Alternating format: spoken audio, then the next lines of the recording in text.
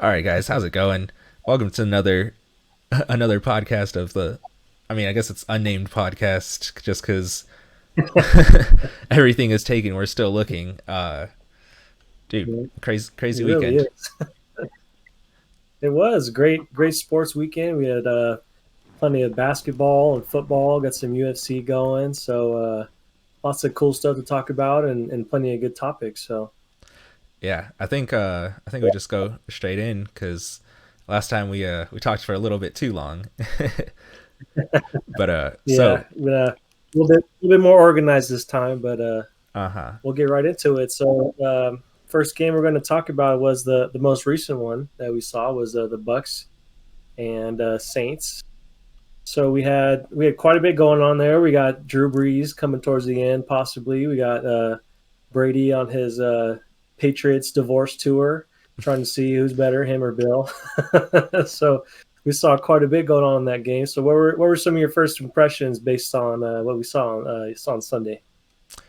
I think the biggest impression I had was that time doesn't affect everybody equally. When you look at Right. Drew Brees versus Tom Brady, I think if you want to make a pitch for the TB12 program, show them that Yeah, game yeah, because Brady looked incredible. He looked just like himself.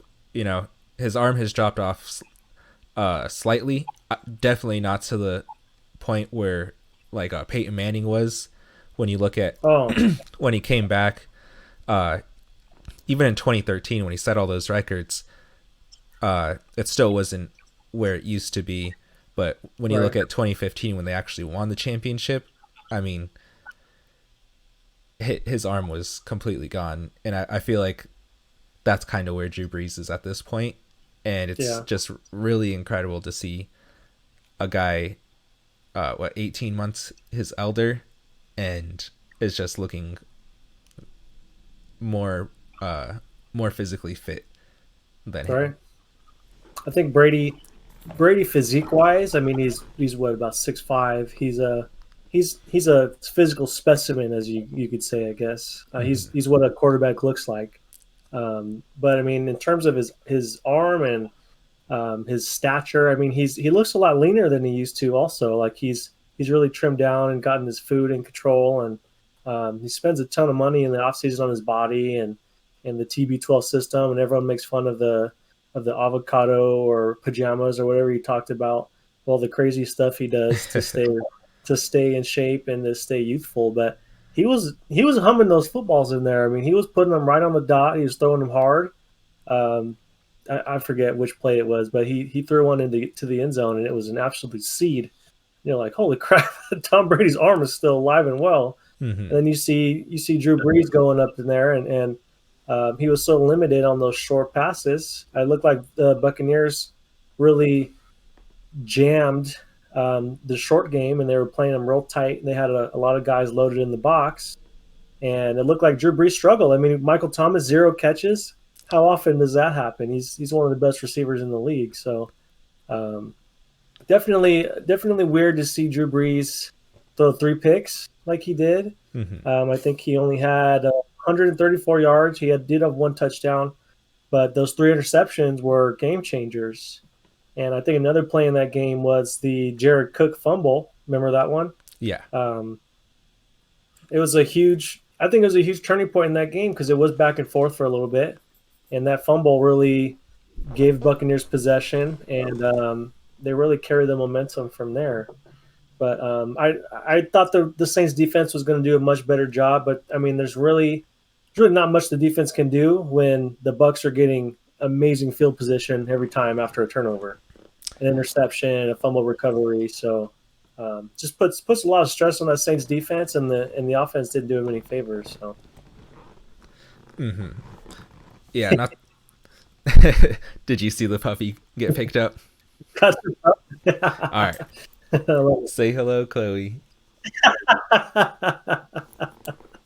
Oh, I didn't know we were having guest stars during the show, man. It was either that or hearing crying the rest of the the rest of the Uh, podcast. So, sure. You got to pacify him for sure.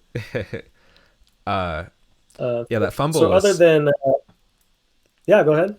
Oh no, that fumble was huge. That was in the fourth quarter, if I was right, or if I'm correct me if I'm I wrong. believe But so. Sort of. It was. I think second half for sure. you look at like when it was 2020, uh, early in the fourth, you kind of setting yourself up like, oh, this is going to be one of those magical endings. It's going to come down.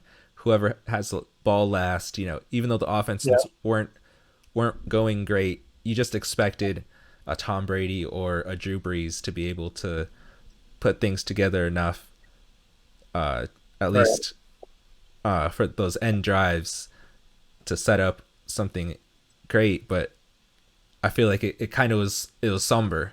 It was a somber moment because he didn't get to see Drew Brees right off, and not even like the sunset like Peyton Manning or Ray Lewis, but Right. I mean just not even getting a chance and pretty much blowing the chances he did get at the end. Yeah. I mean, it was. I mean, there was those rumors of him pretty much going to be his last year this year because he has the deal with I believe it's NBC for the Sunday night football games in the booth. I'm not sure what media deal he has lined up, Mm-hmm. but there were rumors that this was last season. He's got a nice contract for a media deal. So we come into this game and it's close in the end. You're like, oh, maybe he'll pull it off and ride off into the sunset. But I think Father Time had the last laugh in this one. he said, slow down, pal. That's it. So I think he I think he looked like an old washed dude. I mean, and when we saw the same thing with Ben Roethlisberger, mm-hmm. he looked washed. I mean, once Father Time tells you it's up, I mean, it's pretty much up. Except if you're Tom Brady, then you can withstand the test of time, like Benjamin Button. But yeah, and it was just sad to see Breeze go out that way. I had a couple of friends like, oh, Drew Brees is gonna ride from the sunset, blah blah blah. He's gonna come back, and I was like, uh, us Colts fans have seen Tom Brady do this far too many times in the fourth quarter, especially in the playoffs. You cannot you cannot guess that Tom Brady's going to fail or not come up with a game-winning drive, and especially in the playoffs because that's just he's clutch. He's got the clutch gene. He took it with him after he left New England, and he showed us that last night. What were you saying earlier? Sound like you had something to say? Yeah, I actually have two things. One is I wonder just how physically limited Drew Brees was from the injuries earlier this year. Right, You know, uh, 11 fractured ribs and a punctured lung. It's not easy to come back from, especially at that age. 100%. But what do you think about people saying that he told Jameis Winston after the game that this was his team now? And not only that, but Winston actually completed, I think they said it was the longest pass in whatever ESPN segment, 8 to Right. whatever weeks, Yep. 56 yards. He looked good.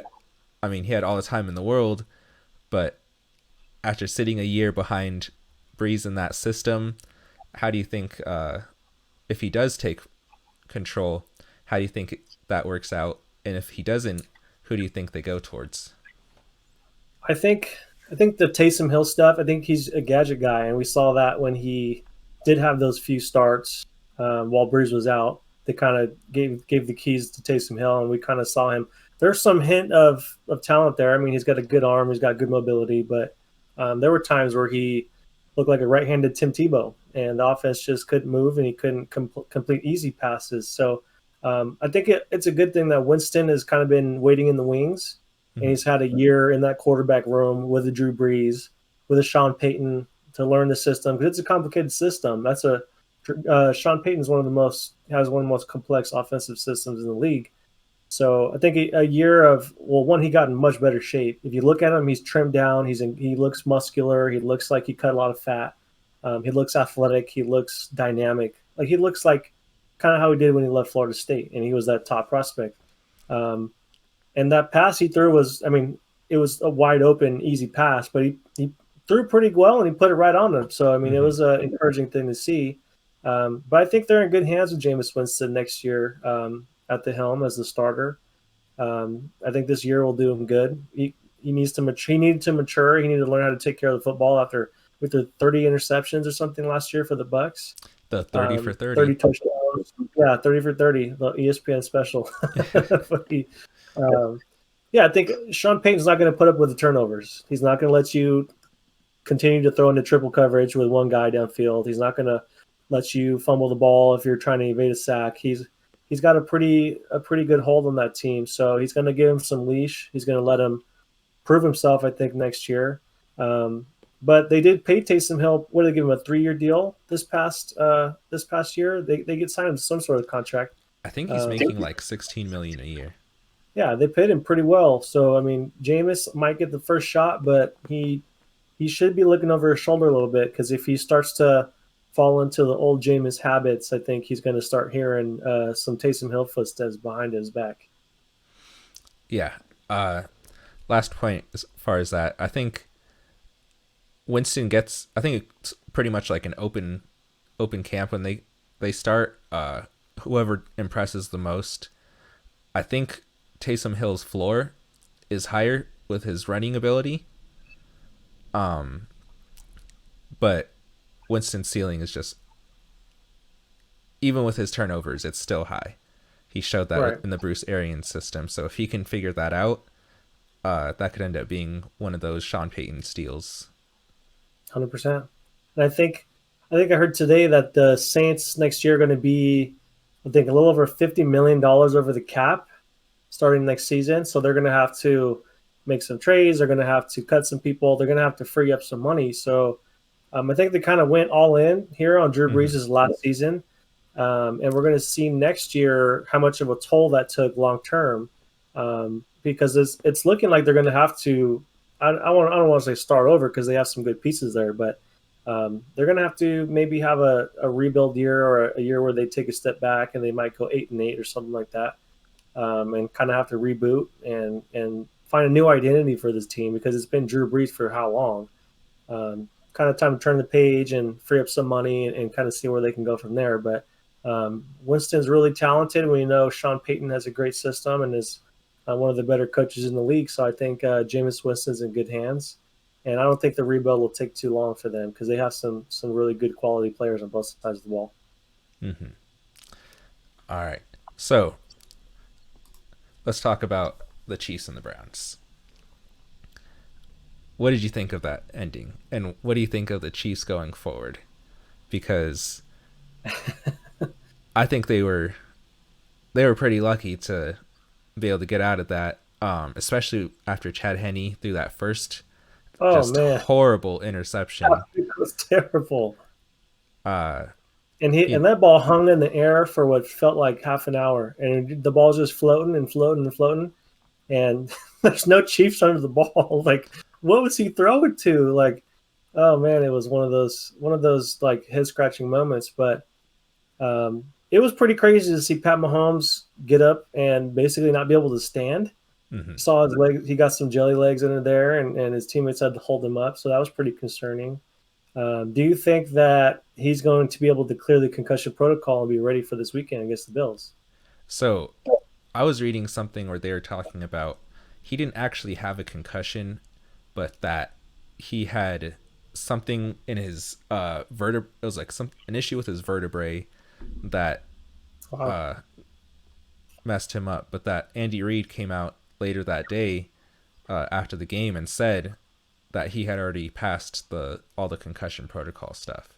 So that gives me optimism in that sense, but who knows how bad that is. Peyton Manning, someone who dealt with neck injuries, I'm sure he would tell him, take it seriously. This isn't, this cost me an entire year, and I was, like we were talking about with the arm strength, he was never the same after that. Mm-hmm. He had some nerve damage too. I think didn't they do a spinal fusion or some sort of procedure like that for Peyton? I mean, it was a pretty intense procedure there where he couldn't even really grip a football that well. Uh-huh. So he came back from a lot. Hopefully Pat Mahomes isn't that bad.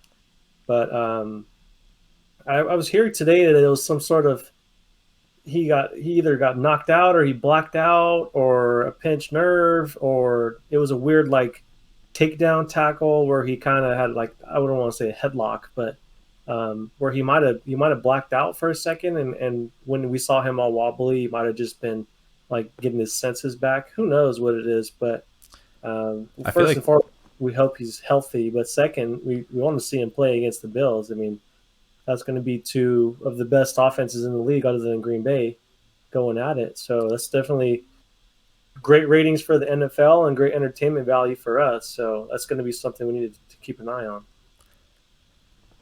yeah, I that's tough because this is definitely their Super Bowl window. You know, it would be Mm-hmm. incredibly difficult to say, let's sit him for his betterment. Oh, no, I can't do that. But Yeah. it's also risky because, I mean, it's a different injury, but you look at the Robert Griffin where he was out there when he shouldn't have been, and that Mm-hmm. completely changed his career. Uh, I feel like it's Hopefully, oh, go ahead. I feel like it's one of those things where whatever happens, we're either gonna find out later, like after the season, once everything is over, what actually happened. Like, and it's not gonna be Mm-hmm. a press conference. I feel like it's gonna be reports that come out later, and we're gonna get the full story somehow like that.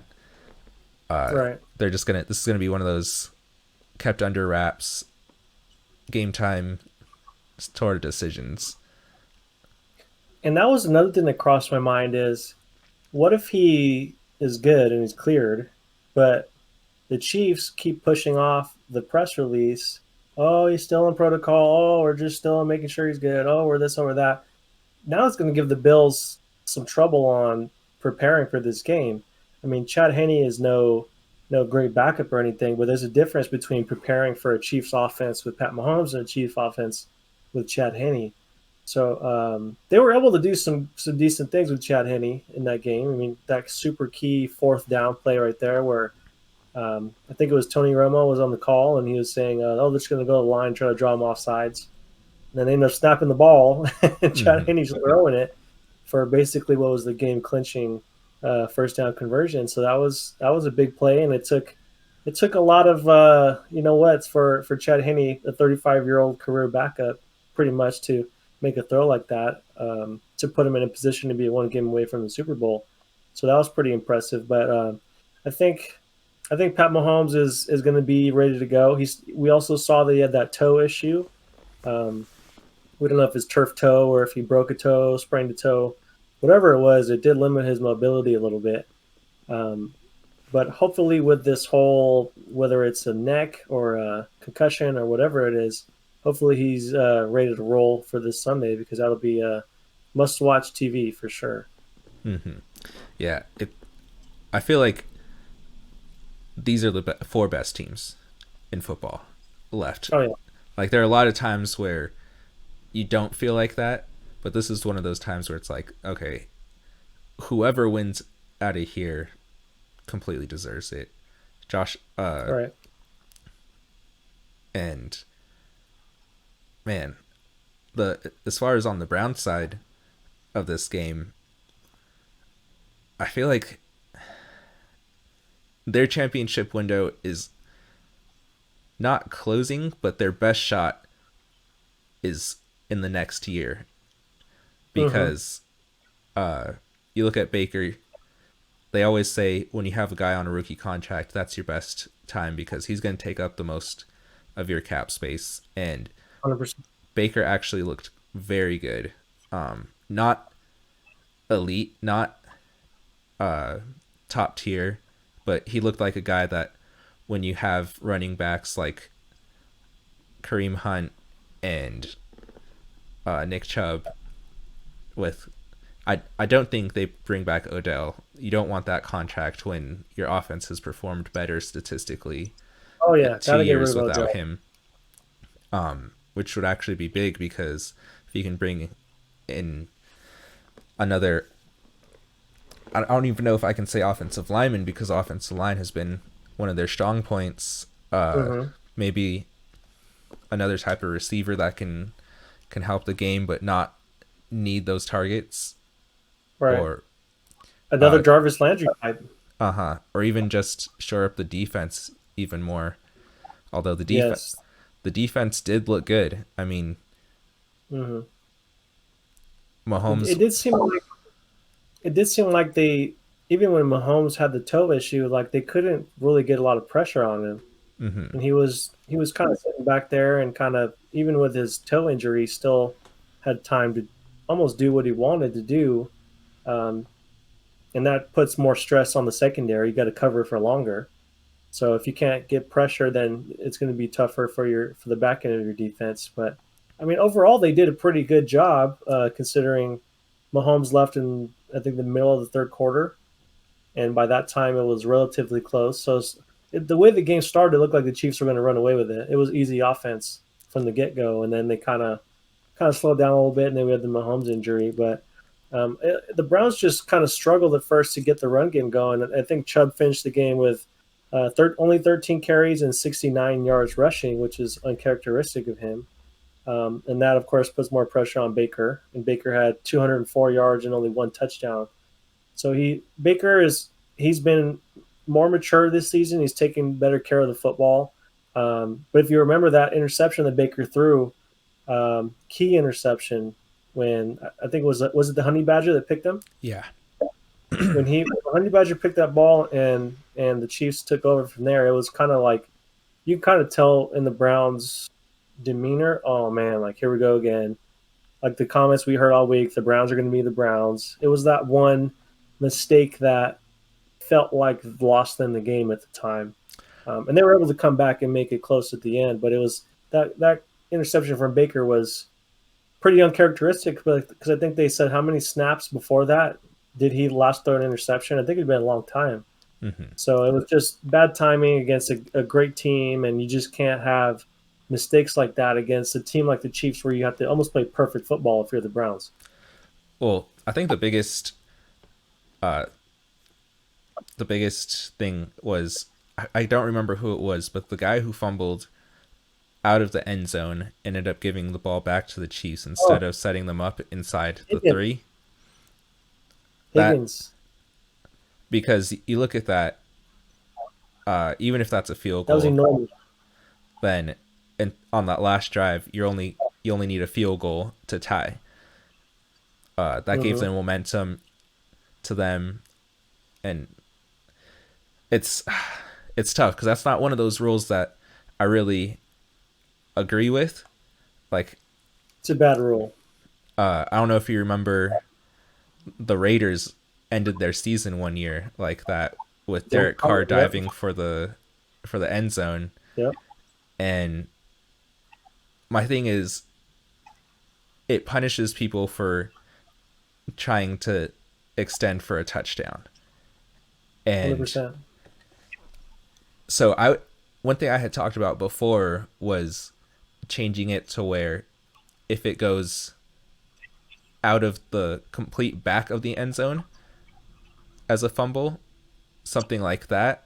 But if it's within like the first 5 yards of that end zone, Hmm. like I don't I don't think it should be a complete turnover. Send them back to the 10 to the 15 or something. But Right. I I just agree with that 100%. It penalizes the offense for trying to score, and it gives the defense, it gives the team that was on defense the ball without ever recovering it. hmm. So it's like, okay, you didn't recover the fumble, you didn't make an interception, you didn't take possession of the ball at all. It just kind of, okay, ball flew out of the back of the end zone when the guy dove. Okay, we get the ball now. Like, really, really weird rule. And I don't know if there's a perfect way to fix it, but maybe take it from the 5 or the 10, like you said. Um, I I wouldn't say that's a penalty. I mean, at least you retain possession.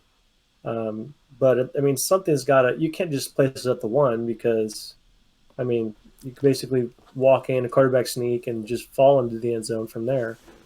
So maybe the fumble, maybe the offense fumbling the ball is a little bit of a penalty and puts him at the 5 or the 10, which is still, but that's still 100% better than Hmm. just giving the opposing team the ball just because it fumbled out of the end zone. So it's something the NFL league office. I think they're already talking about it after that play. I mean, Twitter is one of the most powerful tools in the world right now in terms of social media, and the backlash from that play on Twitter was unbelievable. You had former players, current players, Hall of Famers, media types, all outraged over that rule, and I think the NFL has a very close ear to those people who are have a pretty big influence on the culture of the game and the popularity of the game. So I'm not saying they're going to change the rule just because Twitter said so, but Mm-hmm. when you have so many people who are former or current players and respected NFL voices saying that that rule is just unbelievably obnoxious, I think it's time to consider making a change.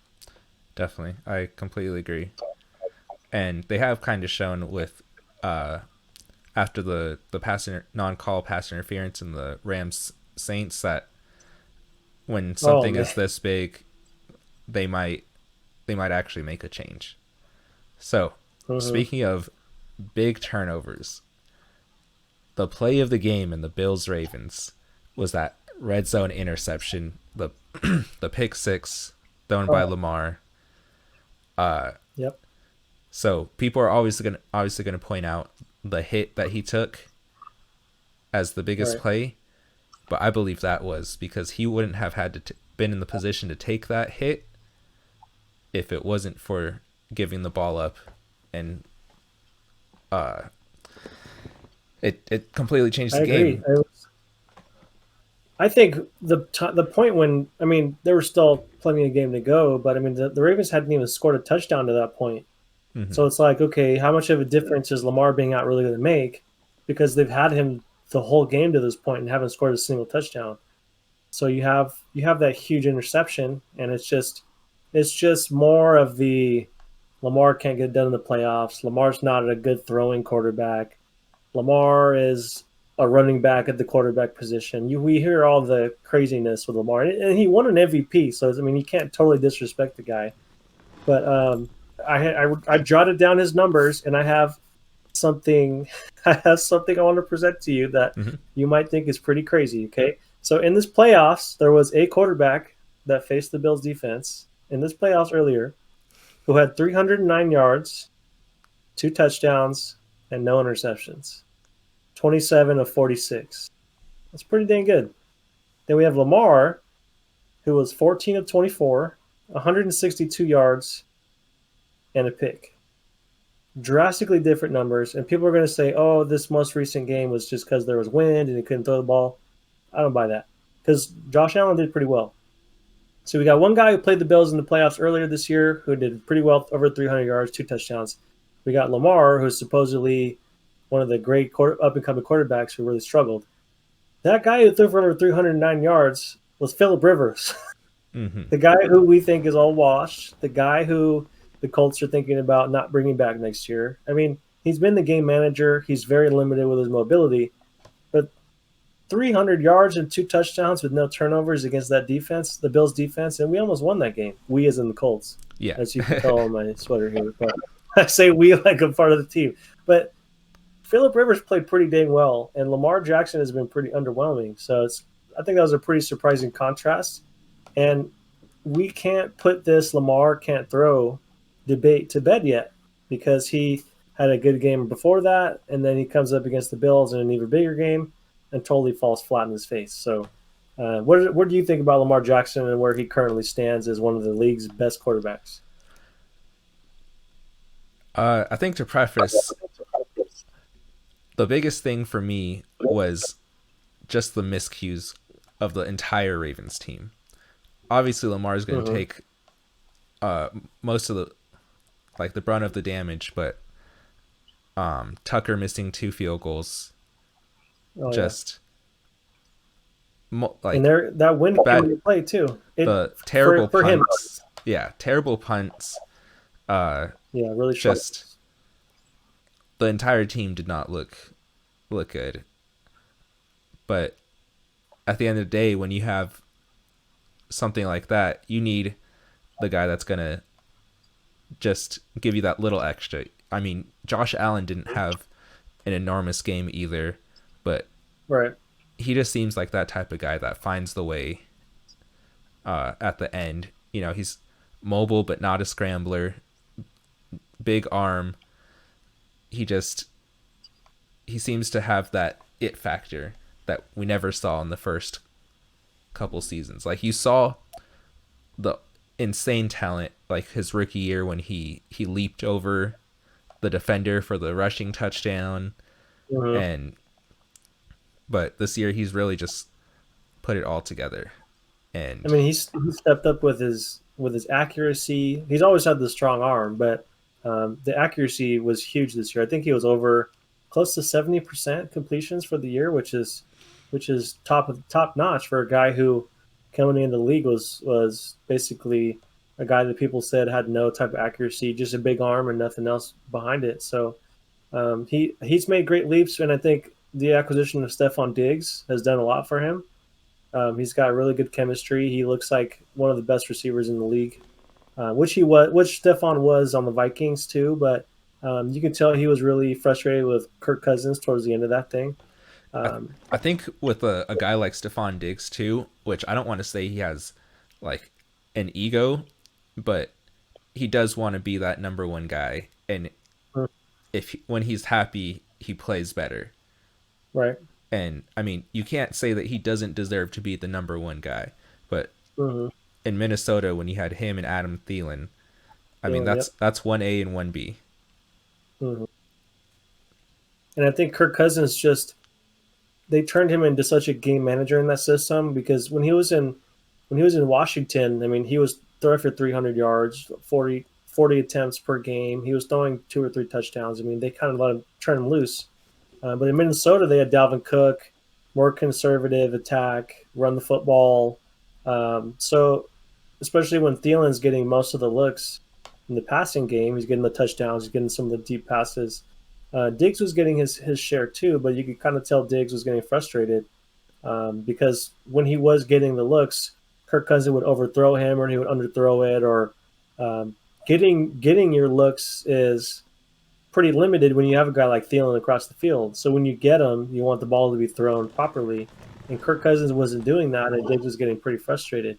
So now we're seeing Josh Allen feeding him the football, going deep, fitting it into tight circles, finding Diggs more consistently because they have great chemistry, one, and he knows that he's his best weapon on offense, too. So I think that's been really fun to watch their chemistry develop and that whole connection. And Josh Allen's kind of got this. He's kind of got this short arm throw off his back foot, kind of like Aaron Rodgers, like not getting his lower half into it. Like he'll just kind of step back and just flick his wrist basically, and the ball's 40 yards down the field on a rope. It's unbelievable the kind of arm talent Josh Allen has. So it's a challenge for an offense like the Ravens to put up as many points and big plays as Josh Allen's going to do, especially when the Ravens don't have very many good options as in terms of their receivers. I mean, they have Mm-hmm. Hollywood Brown who's a good deep threat, but you don't really have that intermediate route guy or that high end tight end or I don't feel like some of the anybody different. I don't feel like anybody in the receiving court excels in route running. Like Mm-hmm. if you look at Stephon Diggs, that's one of the things they always highlight. Devontae Adams, that's always one of the things they highlight. Mm-hmm. I think having a guy where you can kind of know and expect him to be here at a certain point, you can throw with anticipation, and that's what Lamar needs. Yeah, that's huge.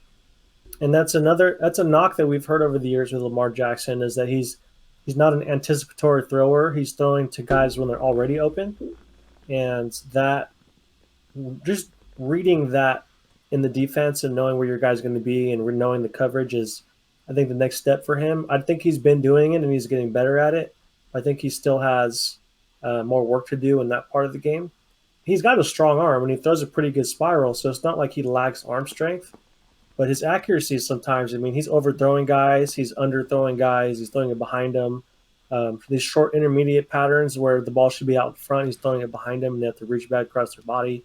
So you're seeing a lot of those little things that could equal that next first down. That's now an incompletion, or some of those fine tuned skills that really over the course of a game add up to a first down, a third down conversion.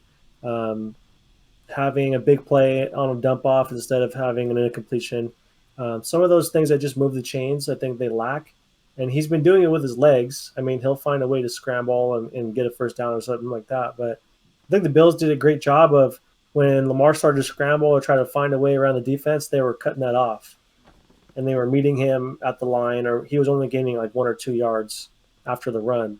So I think if more defenses start doing what the Bills did, which is easier said than done. That's extremely difficult to do, clearly, because I mean, no one's been able to do it for the last couple of years since Lamar's been in the league. But if you can try to shut down that running game or limit it in some aspect, I think it's going to be great for your team because you're going to make Lamar have to throw. And if you have any sort of good defense, you can play into that and play off of Lamar's mistakes.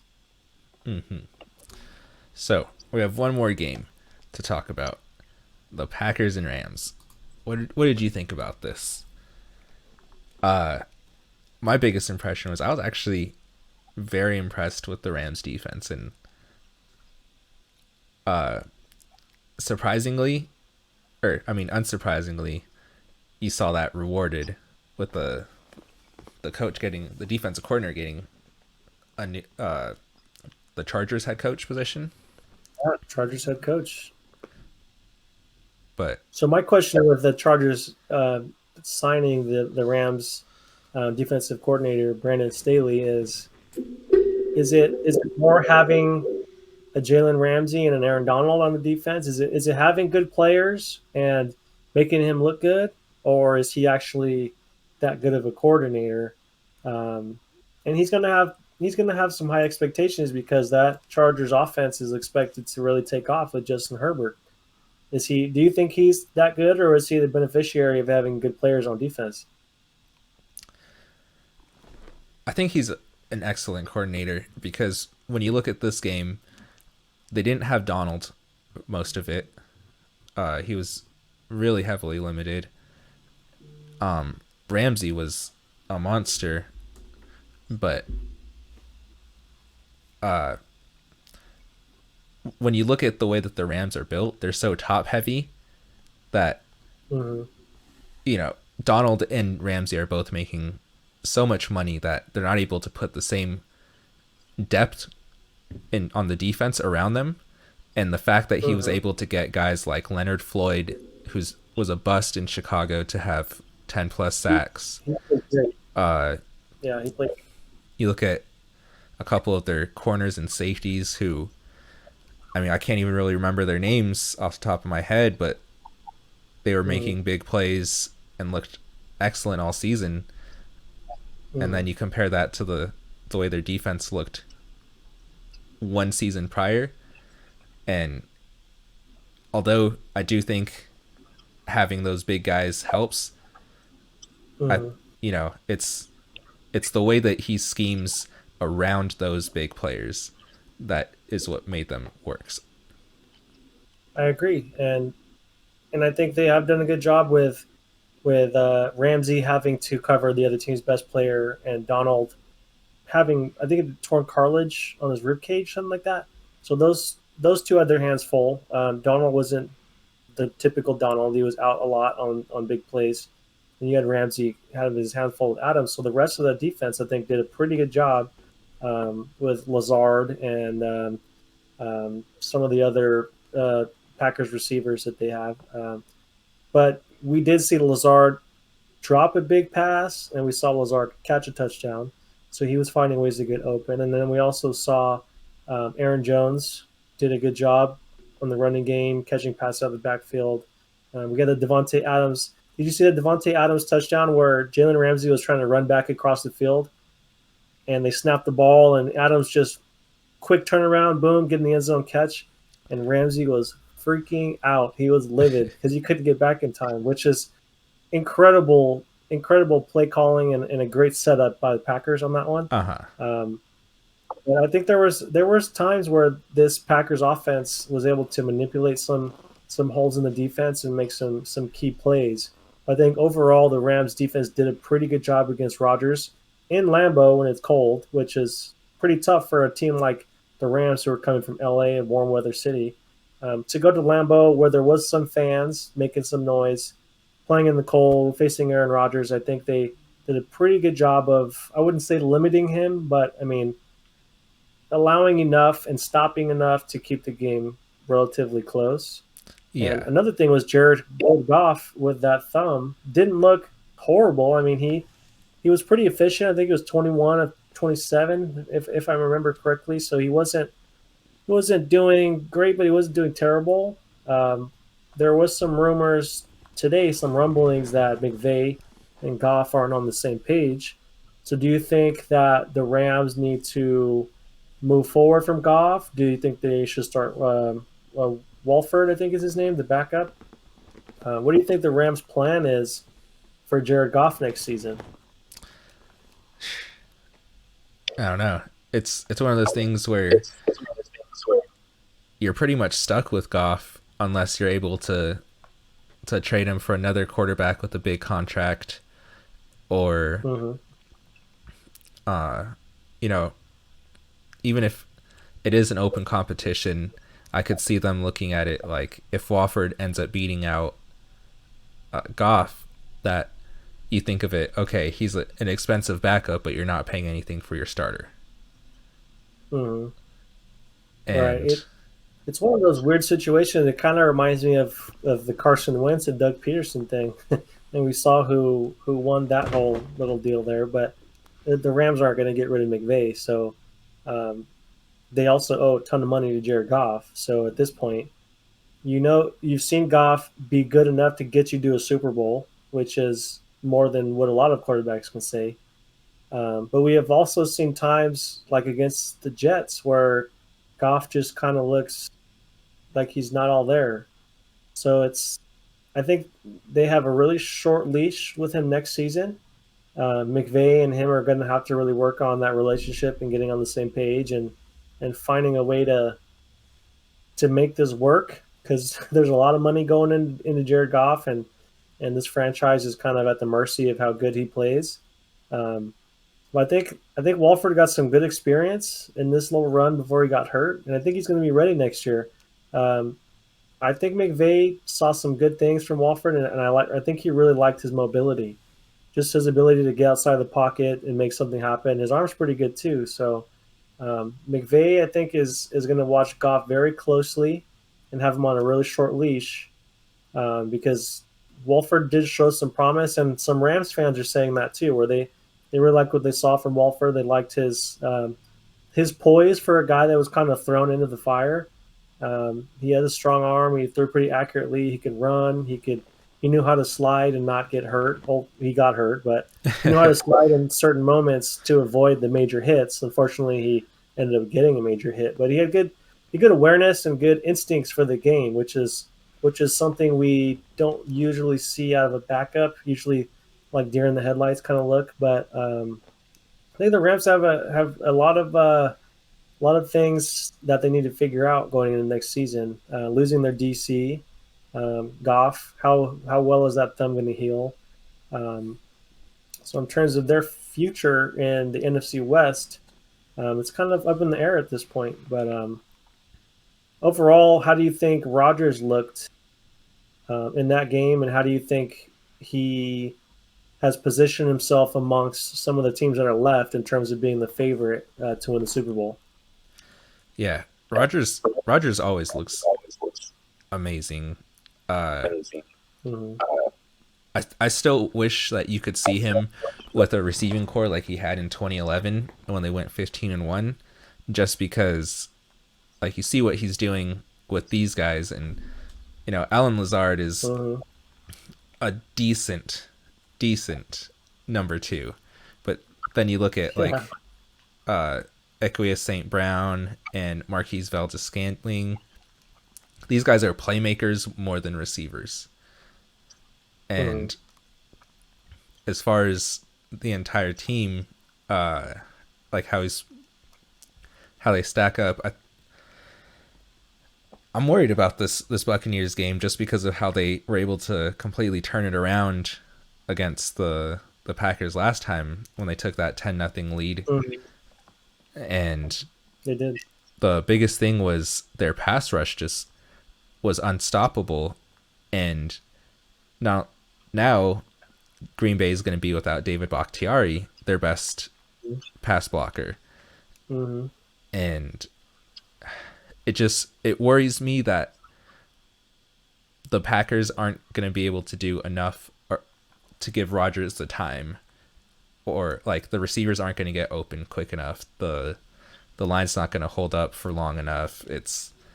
I feel like it could be one of those things. I still got to take the Packers though. Just because we'll save our picks for our football weekend preview coming up later this week.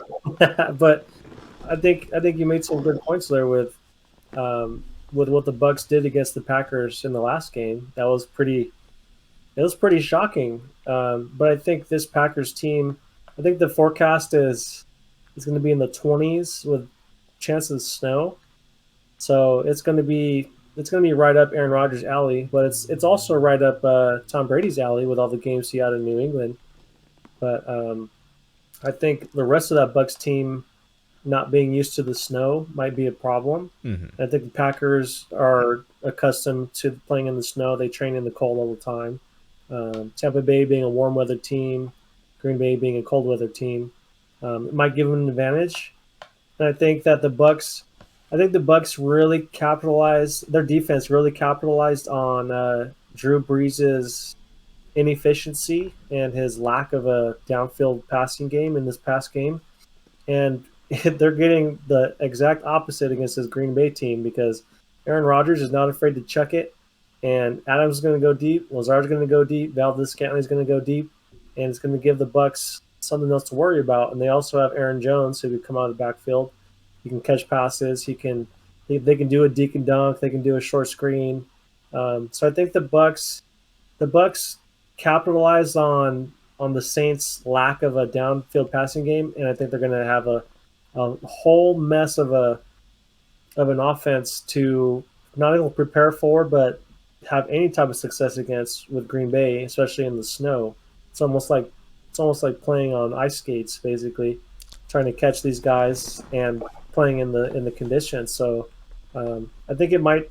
I believe the first time the Bucks and Packers played this year was in Tampa Bay, if I'm not mistaken. Yeah.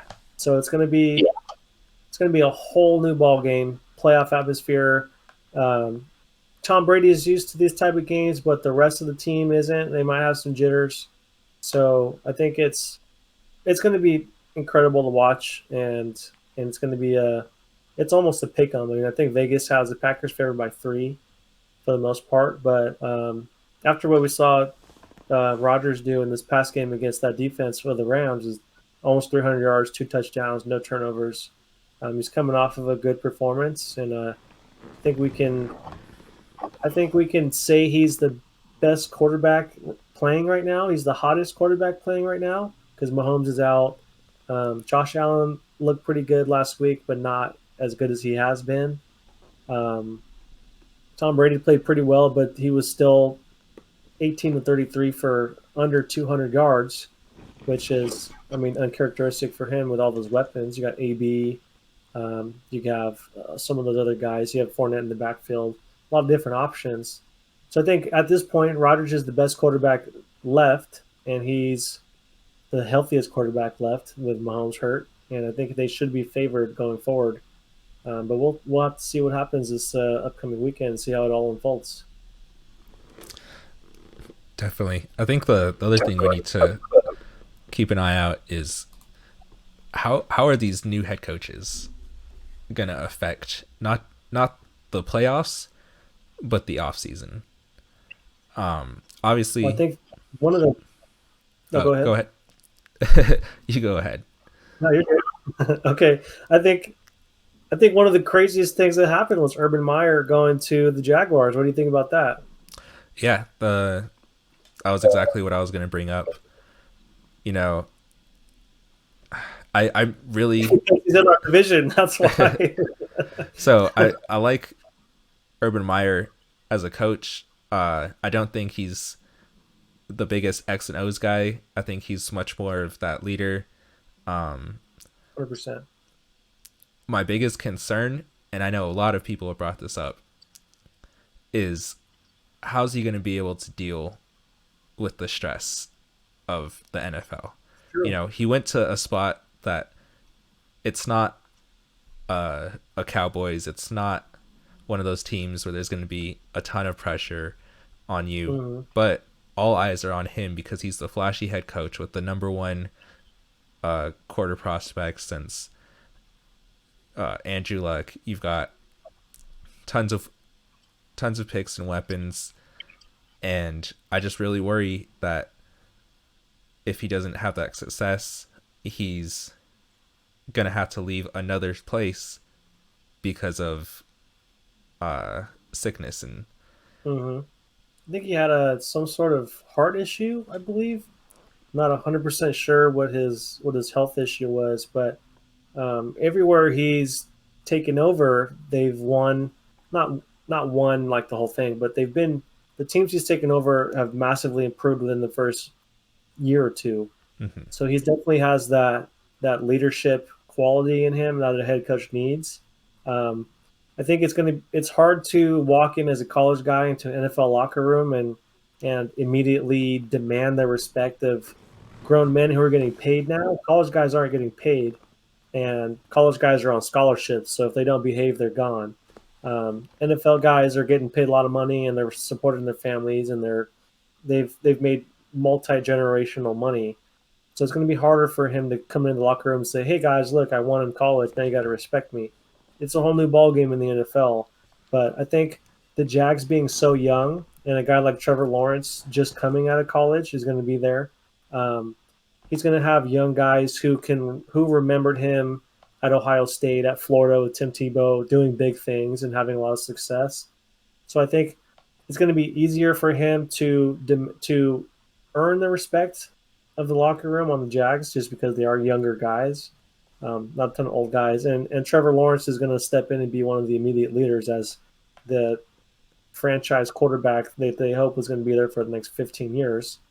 Kind of like what we said about Andrew Luck. He steps in and he immediately demands the respect and the attention from the rest of the team. He's that guy. So I think it's going to be really interesting to see early on how the culture change impacts the Jags and if we're going to see a quick turnaround, a long turnaround. And if it is a longer turnaround, like you said, do those health issues pop up? Is he starting to read the newspaper clippings? Everything's online now. There's no newspapers, but is he starting to read the articles about him about okay, he can't translate to the pro game. He's a Nick Saban 2.0, like Nick Saban was with the Dolphins. I think it's going to be really, really interesting to see how that plays out because Urban Meyer just left the desk at Fox, I believe. Whatever college football pregame show or show he was doing, he knows he can go back to that and make a comfortable several $1,000,000 just sitting there talking about football. So does he? If this Jaguars rebuild starts taking longer than it should, does he start thinking about going back to the media aspect and taking it easier on his health? It's going to be really interesting. But as Colts fans, he's going to be front and center in our division, and we're going to watch it play out right in front of our eyes. So if it works out for the Jags, it could be bad for us because we still don't have a quarterback. So Yeah, the AFC South is extremely interesting right now. Just real quick, you look at Tennessee, they lost Arthur Smith, so they need a new offensive coordinator, but they're still a very solid team. The Jaguars, obviously, Urban Meyer and Trevor Lawrence. Houston, you have that whole Deshaun Watson situation. And then he might be gone soon. what's going on with whatever happens with the Colts and their quarterback situation. Not to mention, they're most likely going to lose their defensive coordinator as well, who actually did finally accept to interview for the Houston Texans job. Yeesh. In interdivision would be a tough blow for us for sure because he's got all the secrets. But So another head coaching position, another new head coaching signing was Robert Saleh with the Jets. What do you think they do in terms of what do they hang their hat on? Are they going to be a defensive team like his specialty is? Are they going to go out and get a Justin Fields and try to run some type of dynamic offense? What do you think they're going to be as a whole, the Jets going forward? So I personally would think that they would go with like a Zach Wilson at that number 2 pick and build their offense around that. But I've been hearing a lot of reports about them hiring Mike Shanahan. I might mess this up. I don't remember if it's Mike Shanahan, who's Kyle Shanahan's younger brother. I think it's a. I don't know if it's Shanahan. I think it's one of the. Is it a LaFleur brother? Is it Mike LaFleur? It's Mike LaFleur. It is Mike LaFleur. That's right. That's right. Okay, and he came from the Kyle Shanahan system in San Fran. So, yeah. They've been talking about what he's going to do with Sam Darnold, and it looks like they're actually going to keep him and build around him, which is surprising. That would be crazy. Even as a USC fan, I wasn't. After his freshman year, I was a big Sam Darnold guy, but by his junior year, I just felt like he didn't have everything put together. And although he had those physical traits, like the mental game just wasn't there. And hopefully, in a system like that with a good offensive coordinator, he can take that big step. But I think that Robert Saleh isn't I'm going to come in here and we're going to have a great defense. He's not we're going to come in here, we're going to have a great offense. He's I'm going to come in here and I'm going to fix our program. Like, if you just look at the way the Jets have been run recently, they need someone with fire and someone with a spark, because that team has just had no life in them for the last few seasons. They took on the personality of Adam Gase. Peyton Manning screwed them over. Adam Gase needs to buy Peyton Manning a yacht or something, because that guy, Peyton Manning, made Adam Gase a lot of money in all these positions he's been taking, just because he gave him his blessing. Mm-hmm. Yeah, that's one thing where that's gonna stick with Peyton for forever now. Well, I don't think he's too worried about that, but he's out there making commercials and doing all type of stuff. But I think it's one of those things where you look at Adam Gase and how bad he was, and how bad his quote unquote quarterback guru system is. For the former San Fran offensive coordinator to take a liking to Sam Darnold like that. I believe the 49ers and Kyle Shanahan, they all thought very highly of Sam Darnold, and they were thinking of trading for him and all these type of things. So we get Mike LaFleur there, and he's like, we see a lot of untapped potential in Sam Darnold that Adam Gase maybe couldn't get out of him. Mm-hmm. I think that's an indictment on Adam Gase with how bad he was for an offensive kind of, I wouldn't say genius, but a very well-renowned offensive guy like Kyle Shanahan, to see that kind of potential in Sam Darnold and potentially trade for him. When you have a Jimmy G who took you to a Super Bowl, I think that's pretty shocking, and I would be very surprised if they kept Sam Darnold. As much as LaFleur might like him, I think that's a good way to get fired, is to not take one of those top quarterbacks and keep Sam Darnold and be mediocre again for the next 2 or 3 years and nothing change. Like, with a regime change, you want a whole mix up. I mean, they can maybe trade Sam Darnold for more draft picks, take a Zach Wilson, take a Justin Fields, add a couple draft picks from a Sam Darnold trade, and continue to build that team. If you were in Robert Saleh's position, if you were the new Jets regime, which direction would you go? Hands down, I'm taking Zach Wilson. And it's not that I don't believe that Sam Darnold can be better. I believe he's still only like 24. Mm-hmm.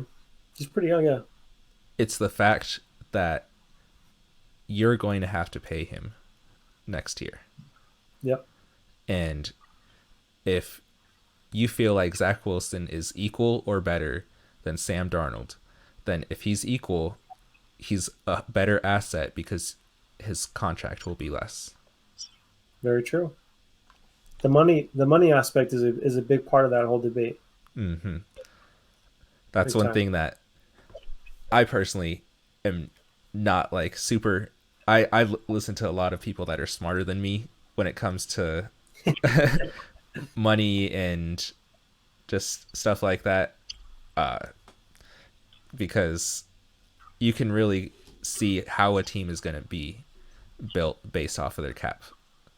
Like the Right. one thing with the Colts, just to get off for a second, people are talking about how they have so much money, but then you look at, so for 2021 we will have like $70 million, something crazy like that. But in 2022, and you look at the guys that we have to re-sign, remember that ridiculous 2018 draft class that we had with Quentin Nelson, Braden Smith, Darius Leonard, Mm-hmm. just those three guys themselves, like All the those are four guys. those are top 10 at their position. Quentin Nelson's going to get paid. He's gonna get tackle money. I honestly, they've talked about possibly moving him to tackle, and with the amount of money that he should get paid, I almost want to see him there because we can always move him back. But Yeah. if you're paying him a huge chunk of change, you want to add a more impactful position, and if he has the skills to do it, let him.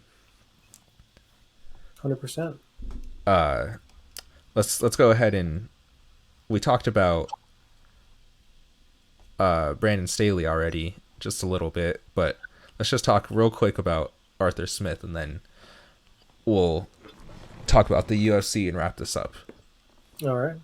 So, how do you feel about Arthur Smith, and what does he do with the Matt Ryan situation?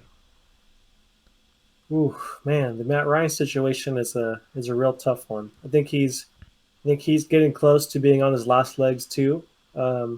He's still, I think he's mid to late 30s, so he's not. It's not like he's 43 like Tom Brady, but I mean his best years are definitely behind him. Um, I think it's tough because I don't think they really have anything behind Matt Ryan, but I think maybe you trade him for some picks and build your own culture there because I think Matt Ryan does have some value for a team who is trying to win now. We've heard the 49ers being rumored to be interested in Matt Ryan. Um, the Colts, I mean, why not give Matt Ryan a shot there? I mean, he's a guy who has experience. He's a guy who's been to the Super Bowl. He's a guy has a short window until he's quote unquote washed up. I mean, he's a guy who can step in and with the weapons we have, I mean, I think we have enough if we do re-sign a T.Y. Hilton. The O-line stays good. We have a Michael Pittman Jr. We have a Jonathan Taylor in the backfield. I mean, there's pieces there. Some of the other teams that Matt Ryan could step into. Some of the teams toward the top of the draft are probably going to take a young guy, but maybe someone like a Patriots.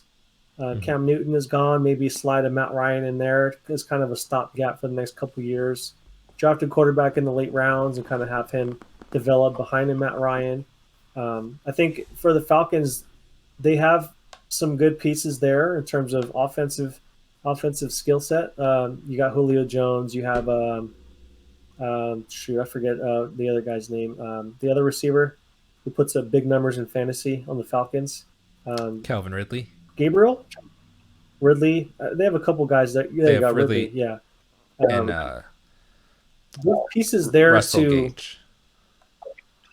Yeah, there's guys. I mean, there's guys there who are win now guys. But I mean, do you want to continue to be mediocre like they have been the last couple of years with those weapons, or do you come in, establish your new culture, and kind of start over? I think that's kind of the hard place that he finds himself in taking over there. Yeah, it's interesting because you also have to look at Julio, what they're going to do with him. His contract is going to be up soon, and Man, that's tough because those guys are kind of linked at the hip, Julio and Matt Ryan, and letting either one of them go is tough because they're just so loved in Atlanta. Hmm. But it's one of those things where they also have an old Todd Gurley, I believe, right? Mm-hmm. So you have aging stars who were big names on big names on a billboard to get fans in the stands, but at this point, I mean, what good are Julio Jones and Todd Gurley doing for that team right now when they're not winning? I mean, at what point do you blow it up and trade some of those guys away for some draft picks or maybe some young players who can make an impact a year or two from now and kind of build your own culture there? Yeah, the only thing with the Falcons and like you look at Todd Gurley, I think he's signed for another year, but he's a pretty big contract, and same thing Mm-hmm. with Matt Ryan. It's like it's easy to say to trade away those old guys, but with Right. some of their contracts, it's just not worth the trade unless you do my favorite trade of all time, which was when they traded Brock Osweiler. Houston traded Brock Osweiler away to the Browns for a sec, and they gave them a second round pick to take Brock Osweiler's contract off the boards. Yeah. It's once you're trapped in a contract like that, it does make it really tough. It's going to be, but you also don't want to have a Todd Gurley who's got a big ego to be sitting behind a young guy who's getting an opportunity and causing trouble in the locker room.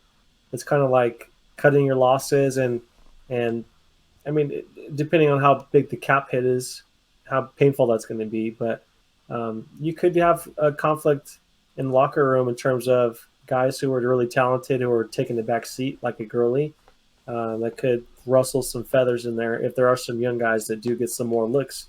Because the team is not, I mean, they're stuck right in the middle. I mean, they're good enough to beat bad teams, but they're not good enough to beat great teams. So they're gonna be in the middle of the draft again. It's gonna be another nothing really to look forward to in terms of a great pick. So how much longer do you stay in the middle of the pack until you have to blow it up and shoot yourself to the top? You can't quote unquote walk in to a situation like that and tank year one because that's a Mhm. terrible look. But they're gonna have to really think about how do we go forward with rebuilding this team while trying to pacify some of these big ego stars that might be towards the end of their run, but could cause some problems in the locker room if they don't get the playing time that they feel like they should deserve. Like, do you move them? Do you cut them? Do you eat the money? Do you try to get something for them at least? I think it's a tough position for Smith, who's walking into a team that's dying to have some sort of relevancy again. After that horrible Super Bowl choke job, I mean, when's the last time you really thought about the Falcons? Every time a team in a high profile game blows the lead. That's the only time. That's the only time. All right. So Oh man. I'm gonna power through this real quick because I I actually ended up missing part of the Packers and Rams game to watch the UFC fights. Uh, this was I'm a big MMA guy, not just UFC, but Bellator, Dream One. Um, so I was really excited for this. I didn't think any of the fights were going to be insane, but I was super excited for the main card or the main fight with Max Holloway and Callum Cater. But the biggest thing was, Mm-hmm. as someone who's been watching MMA since about 2009, this was like a landmark deal for them because they've been on prime time like cable before. They were on Spike. That's when they had the I Tough remember that. Boom. Then they went to Fox Sports, which was a big deal, and then it was a big deal when they went to they had Kane versus JDS on Fox. which ended up being a horrible fight. It only lasted like 30 seconds. Then they signed the deal with ESPN. When they had their big fight, they put Cain Velasquez against Francis Ngannou. Again, I'm a big Cain fan, but don't put this dude on big primetime fights because he's been in 2 primetime fights and hasn't made 2 minutes into it doesn't have 2 minutes of action in those 2 fights. There's those guys like Tyron Woodley who recently, I mean, you put him on TV and it's just a snooze fest. It's just not entertainment value. But Well, I mean, with this recent Holloway fight, and I believe it was ABC, right? it was ABC, yeah. Yeah, to for a bloodbath of a fight like that to be on a main primary network like that, I think that was a big moment in UFC history for sure, like you said. Yeah, a lot of people are likening it. I mentioned the Tough Boom. That was one of those things where they had more viewers at the third round. In the third round, than they did in the first round. Which, when you see the documentaries about it, they talk about like the only way for that to happen was people were calling their friends and saying, "Holy shit, dude! turn it on Spike. These dudes are beating the crap out of each other." And it was one of those fights, like, without a doubt, Holloway won this fight.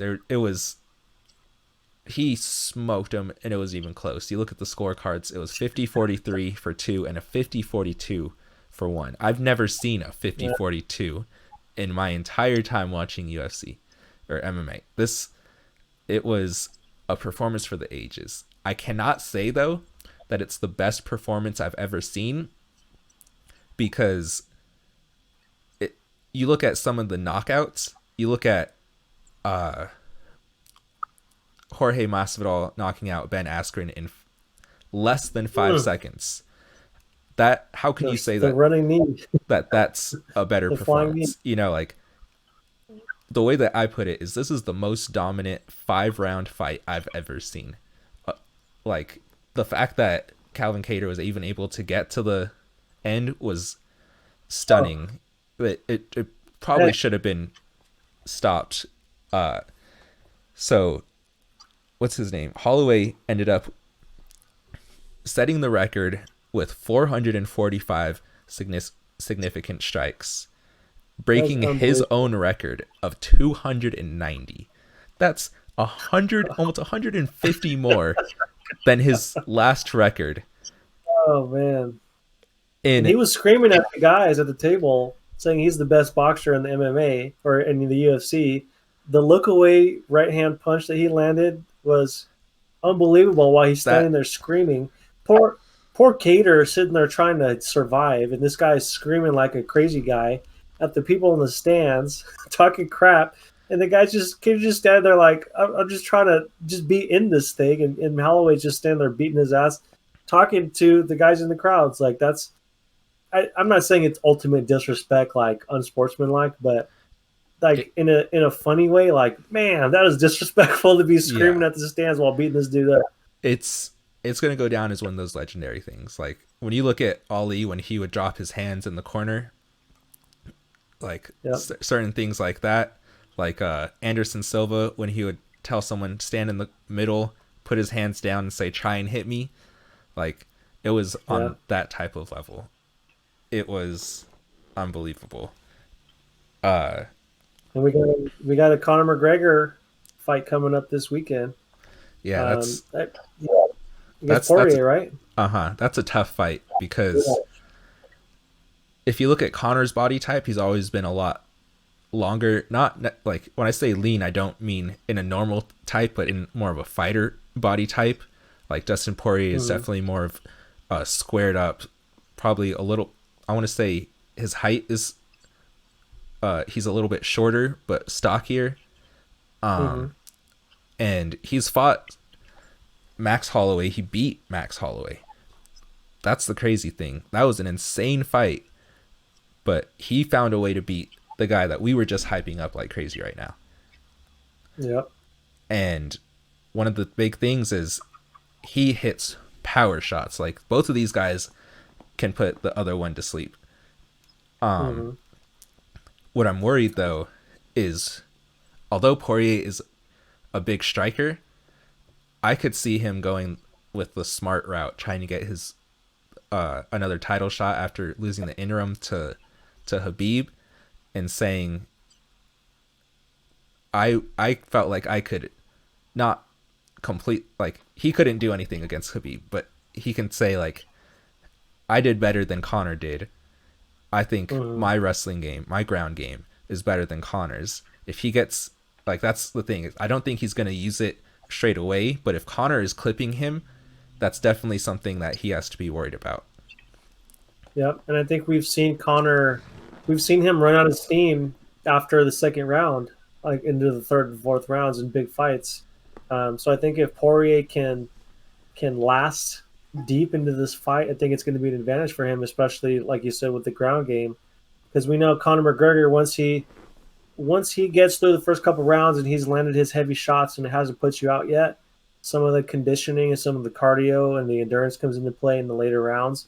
And that's when you're more susceptible to being thrown on the ground and ground and pound kind of thing. So we've seen that time and time again with Conor against Diaz late in the fight. Diaz just doesn't go down and it turns into a brawl Mm-hmm. and it ends up being bad for Conor because I don't know if you can say his conditioning isn't the greatest, but he kind of empties the tank up front. I mean, the first couple rounds you're gonna get everything he's got. I don't think it's so much his conditioning, it's the way he uses his strengths. Like, he has that Mm-hmm. fast muscle fiber, like the twitch type of speed, which generates all his Oh yeah. power, but that's the type that uses more energy. So for his biggest Mm-hmm. strength, he has to use that. But by Yep. using that, he empties the tank more than a guy like Holloway, who's hitting you 80% every time. Now is Connor at his normal weight for this fight? What weight division is this fight being done in? They're fighting at 155, which I actually think Connor is best for Connor. Mm. 170 is not that Connor isn't a good 170. It's just, you look at some of the 170s, dude. Kamaru Usman looks like a Is a middleweight. He is yeah. ginormous. There's no way that he I can't say no way. He's got that insane left hand, but you put him against Kamaru and Oh, Usman just takes especially him the down. ground game. Yeah, it's Usman is going to tackle him up, and it's going to be bad. It's going to be not very entertaining. Kind of like Usman against Masvidal. I mean, it was it was a lot of ground and pound, and it wasn't a lot of standing up and throwing punches, uh-huh. and that kudos to Usman, and that's his style and that's his strength. But I think if you got a guy like Connor who's going up in weight, who is going to be a little bit slower, a little bit more tired, because it takes more energy out of you when you're a little bit heavier. Um, to be in a position where you're heavier and probably a little bit slower, not as not as conditioned later into the rounds, being heavier, and Usman, or let's say if Poirier does to go to the ground here, I think I'm rooting for Conor McGregor because I'm a big McGregor fan. But I think if this fight goes third, fourth round, and we start seeing some wrestling going on, I'd be really concerned for Conor. Yeah. Uh I actually, I want to go back and rewatch that Holloway fight, because I know Holloway, the Holloway and Poirier fight, because that was a 5 round title fight, and I remember Poirier not fading, like completely fading away, but Max definitely took over those last rounds, Mm-hmm. and so it's going to be interesting to see, like we were talking about Connor's tank, but how does Poirier's tank end up? I still think Right. he'll have the better cardio, but he's not. I wouldn't call him cardio king either, because same thing with McGregor. His biggest thing is that power. Like, he's not going out there trying to simply box you. He's trying to go out there and hit you with those power shots, and that is his best game plan. Mm-hmm. But all right, I'm gonna power through something real quick, because this, like I said, this was an insane thing. Like, I wasn't super hyped for it, honestly, and it completely over delivered. The first 3 fights of the main card were all knockouts, and not just Wow. any type of knockout. They were insane. I don't know if you remember Joaquin Buckley. He had the highlight reel knockout from last year where he threw a right kick, the guy caught it, and then while the guy was holding his foot, he spun and knocked him out with his left. Oh, I do remember that. So he had won his fight at the end of last year and knocked that guy out too. And he came in and he fought Alessio Di Chiro, and that dude hit him with a head kick and just slept him. Like, he tried to get up after and like congratulate him and everything, but he was on wobbly legs. That was a crazy one. And then Santiago Ponzinibbio was coming off of a 7-fight win streak, but he fought against Li Jilong, and I saw that one. Dude, that dude just got power. Like, he's just wings it. Like, he's not throwing these sharp, crisp punches. He just wings it and knocks dudes out. Like, he's a really fun guy to watch. I really enjoy watching his fights. And his constant head movement and the way he was shifting back and forth and making himself hard to hit. I think that was a big part of that fight too, because he made himself a hard target. And then when he snuck in there and landed that, I think it was a left, right? It was a hook. I think so, yeah. Yeah, because I think they said after when he was talking to him, he thought it was a jab, but I think he threw that left hook and just caught him and just knocked him out pretty quick. But it was fun listening to him after the fight talk. I believe he's Chinese, right? Yeah. And how animated he was in the post-fight interview, and his translator trying to keep up with him being so and excited. He was pumped up, man. But what were you saying? No, you actually reminded me of something. It was a quote that I wrote down that I really enjoyed from I'm going to butcher it again, is Alessio Di Chiro, where they went to do the interview, and he said something where it was like, in a sport other than fighting, I wouldn't agree with it. But he said, they asked him, he said, "I don't like that you only interview the winner. Fights are made by two people." And then he walked away. Wow. And I was like, wow, that's because... Well, sometimes the guy that lost doesn't feel like talking, though. Like, so that comes into... Yeah, there's certain points, like Joe Rogan has said multiple times, he goes, if someone just got knocked out, I'm not about to interview them. Oh, they're a wreck, man. Yeah. Emotionally, physically, they might not even be all there. Like what they're saying, they might not even realize what they're saying. Mm-hmm. But yeah, I thought that was just super, super interesting. Definitely gonna keep an eye on that. Say, like, certain people and like athletes can be your favorite without actually being elite or anything. Like, my best example I can give is Tack McKinley. Do you remember his NFL draft speech about his grandmother? So this dude started crying. He went up there and he had a picture of his grandmother and he's holding it up. I remember that. And they asked him, and he goes, I told her I was going to fucking do it. He said, I told her I was going to do everything. I was going to make my dreams come true. I was going to go in the first round. And she died 30 seconds later. He goes, this is for you. He goes, this is why I fucking do it. And then he looks and he goes, find me later. And in one of the rare times where I was like, okay, that's a good move by Roger Goodell, he came out and he was like, I'm not fine. Yeah, like, it was live TV and everything, but he would have gotten too much backlash because that dude, like, for everything he went through and I can't say how, like, as a player, I'm his biggest fan just because of, like, I haven't seen him put in like that drive and everything since he got here, but to the NFL. But man,